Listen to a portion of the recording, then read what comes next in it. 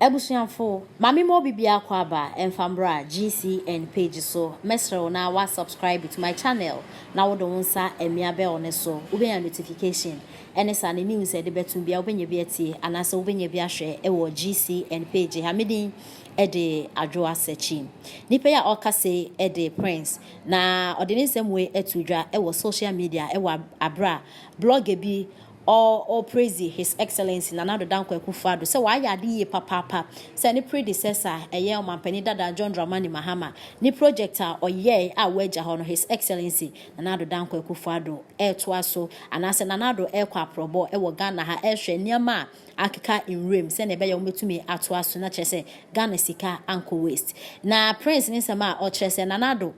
Chese already nankasa no wo ye best president enti de asabio enkrama no mu po wo no manado jomo achiridu kra jomo achiridi na ye eniama pa na adofo prince edin nsem we etodwa ewa bra blog bi a o Facebook ebo na nado na ba so ye papa se Ghana hanom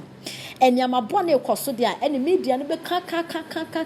titu pa opposition party no se eniama bone ekoso de o mo be ka se na ebe ya aban no ne ho be fun amanfo na chese na ya bato e ba beto o mo atumi adi nkunim na mo eniama pade enya de o mo be ka na blogger ne betena so na o chese his excellency Nana Danko Akufo Addo be ye president eniama bone wo ho ya media ne ka papa nso aba esese oka enti eniama pa Nana do aye no omo ebe ka na ade Nana do aye ne fese Nana do e kwa probo e wo Ghana hanom chese project a omampenda da John Dramani Mahama ye ya akenwem Nana do hwe so betumi awie ni na because ni na e Ghana sika e na ye de eye na e wo sensem na blogger no e de etudwa no e na Ghana fu bi e tro mo adwen e na omo e chese aha say journalism way na yepe na enyo mo mbegina TV zo akoke ya ke omo cancel papa bia no omo nya investigation omo nya hwe omo sori ya na omo kasa na no na prince so chese Nana already na kasa no wo ye best president entertainment the amount for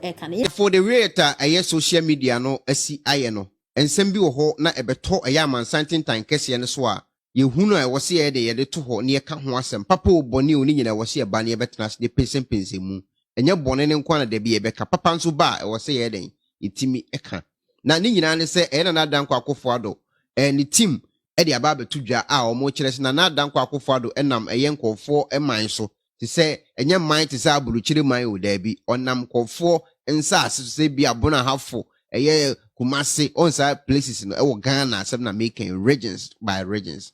ena eye enuma hodo a president abetwam ko nyina o mantimi anya nwie no according to news we no e kire se Nana Danko Akufo Addo ese wo be complete sa adwuma na nkofo ye o manya nwie ni nyina ansa na agya obetuni to afira koyan so otuni to afira koyan so na wa start a oye eho adwuma no bi ene wani guso a wohwe yentie nsem potea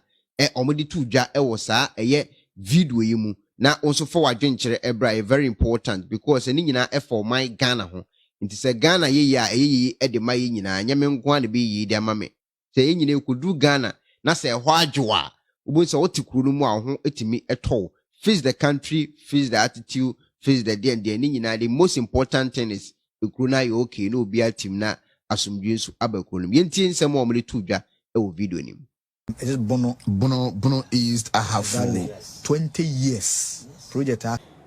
Internofo ye na yatin sama blogger no de etudwa na ne nsem no na Ghana fo bi so de omo adwenkyere bai we eye prince na o chese Nana is already best so he should not throw stones to the backing dogs okay na when so Erikusi na o chese well done and well spoken my brother this is the type of journalism Ghana needed at the moment. Investigation stroke investigative journalism, not those who sit at their stations and copy, cut and paste lies. Okay, in some way, and Ghana for be I can